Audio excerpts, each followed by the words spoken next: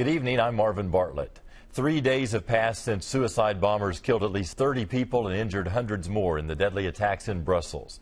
Since then, law enforcement across the globe has tried to piece together what led to the attack. 2 men were arrested in Germany today in connection to Tuesday's bombings. And Secretary of State John Kerry traveled to Belgium to aid in that country's response to the attacks. While back in Washington, the U.S. confirmed it had killed what many considered to be ISIS's number 2 man, Haji Imam, the group's finance minister. Meanwhile, the search for those missing after this week's attacks continues, including for the family of one Lexington native and her husband. Stephanie and Jason Shults have not been seen since the explosion at the Brussels airport on Tuesday. Today, we learned the identities of 2 other victims from the United States. Garrett Weimer is live in the newsroom with an update on the family's search for answers, first on Fox. Marvin, as the hours turn to days, nearly 4 days now since Stephanie and Justin Shults were last seen, the family's frustrations are mounting.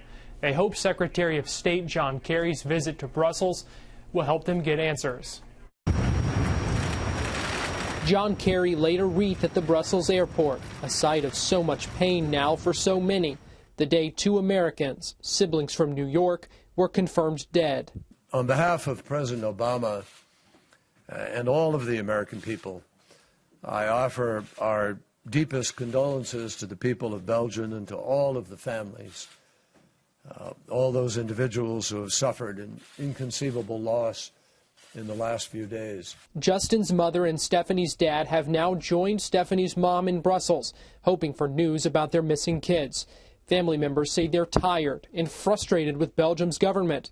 They claim Belgian officials are not working with the U.S. State Department to help them search or get answers.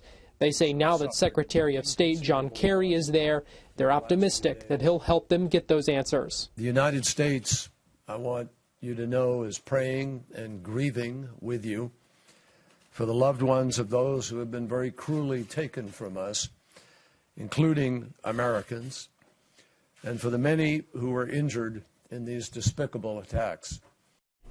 Stephanie's aunt, Betty Newsom, tells us her son, who has military experience, is considering going to Brussels, too, to help with the search. Live in the newsroom, I'm Garrett Weimer for the Fox 56 10 o'clock news.